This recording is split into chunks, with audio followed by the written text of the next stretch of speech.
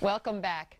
Surgery and chemotherapy may extend the lifespan of a cancer patient and in some cases possibly even completely rid the patient of disease. But those treatments also come at a cost. Massive amounts of chemicals can put tremendous wear and tear on your body. There are many choices to make in life, especially when confronted with a decision on how to handle your health issue. It can mean the difference between quality of life and suffering. At least that's how I felt when I was confronted with my life or death diagnosis. I chose quality of life, and that included Dr. Gonzalez, the author of several books on enzyme therapy, as well as What Went Wrong, the truth behind the clinical trial and treatment of cancer. Never heard of it? Well, let's enlighten you. Good morning, Dr. Gonzalez. How are you? I'm fine, Carol. Thanks for having me on your show.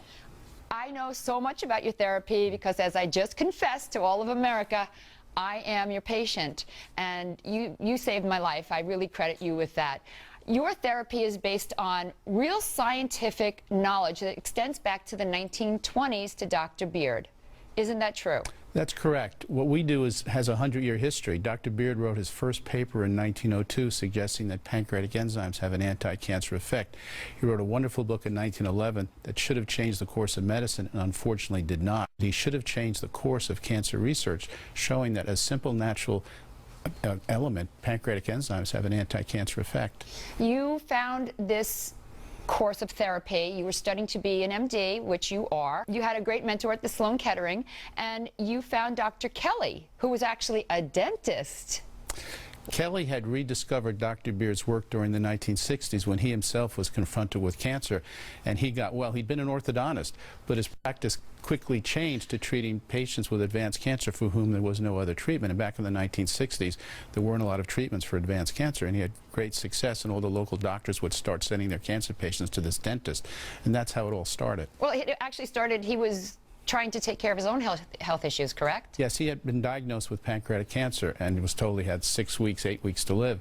Just fortuitously rediscovered Dr. Beard's work, started treating himself with pancreatic enzymes and an organic diet and other things, and got well. He didn't die. So he was in a small town in Texas, and everyone heard about it, and the doctors began sending them their patients to be treated by this dentist who was reversing cancer with enzymes. When I chose to come with you, one of the things, the hurdle that I had to get over was the fear of following an alternate therapy. Do you come across that a lot in your practice? Every day with every patient. When patients choose an alternative therapy, they're going against often their family, certainly their doctors, who think alternative therapy is a waste of time at best.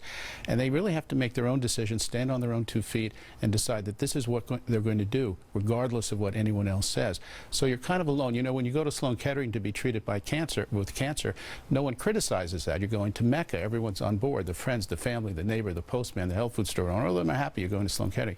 When you choose an alternative therapy to treat cancer, everyone gets nervous. Are you sure this is the right thing to do? The postman, the mailman, everybody has an idea you should be going to Sloan Kettering. And I've lived through that myself, but I feel it takes, you know, when they say it takes a village to raise a child, it takes a village to make you healthy, because I had the support of my boyfriend, my family, my sisters, even my sister who's a nurse. Everybody supported this, so it was very easy for me to do it. And sometimes my boyfriend even dabbled with me to keep me feeling like I was on the right path. And in fact, he insisted I do this, so it was very important for me in my therapy to have people who believed in it. But of course, on the street, I come across a lot of people who are, you know, they're nervous about it. They don't understand it so much. Explain a little bit about how the enzymes work. Maybe we can clear that up. Well, pancreatic enzymes were first discovered around 1858, and they were known as digestive enzymes. These are the enzymes the pancreas produces to help us digest our food. So we have it anyway. Everybody has it. Everybody has them. But maybe not enough? Maybe not enough. Now, Dr. Beard said in addition to their digestive capability, they represent the body's main defense against cancer and would be useful as a cancer treatment. And he showed this both in animal studies from 100 years ago as well as clinical work with patients reversing advanced cancer 100 years ago. We ourselves have been able to finance laboratory studies with animals showing they have a very powerful anti-cancer effect. We haven't had the finances to do the elaborate molecular biology studies to confirm exactly how they kill cancer cells. We suspect they attack the proteins on the membranes of cancer cells, which are different than the proteins on normal cells. And the pancreatic enzymes selectively attack these proteins. And when these proteins on the membranes of cancer cells are destroyed, the cells die.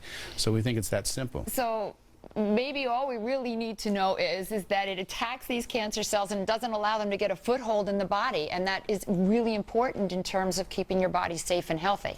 That's correct. They seem to just kill them, digest them like a piece of meat, whereas they don't affect normal tissues. So from our perspective, it's a very useful, we think, potentially ideal therapy because it doesn't have a negative effect on the standard normal tissues. So basically, because your therapy involves a lot of supplements, people have to be able to eat. But if you're advanced at a point of cancer where you can't eat anymore, you really can't do this type of therapy. Is that correct? We're very realistic about what we can and can't do. We can't treat a patient if they can't eat. All our therapy is oral in nature. Patients have to follow a diet. They have to take the supplements orally. Now, with industry support, we could develop injectable enzymes, but they're not currently available. All right, so I actually brought my pills. Here you go, Doc. This is how I actually do my own pills. That's lunch. And this is breakfast and dinner. And this, so these are my boxes of pills. So it's not hard, because once you get a whole system down, it's not very pretty, but it's not hard. Once you get a whole system down, I just do it. I don't even think about it. I know a lot of people complain about it, but the truth of the matter is I just do it. And once you get the results that you get in your therapy, you're pleased to do it. I'm proud. I hold up my pills at every dinner. I'm like, here I go, 27 pills all at once, you know. Well, as you know, I follow the program myself, and I have my own pills in my pocket. I never had cancer, but I do it for prevention, and I guarantee if I were not on my program, working 14-hour days, 6 and 7 days a week, I'd have been dead 15 years ago. So I credit my own therapy for keeping me going in good strength and feeling healthy 99% of the time. So it really makes a difference. Well, doctor, I think that you have made a huge difference in my life. You saved my life. I thank you for that, and I hope that this information helps a lot of people out there. Thank you so much, Dr. Gonzalez.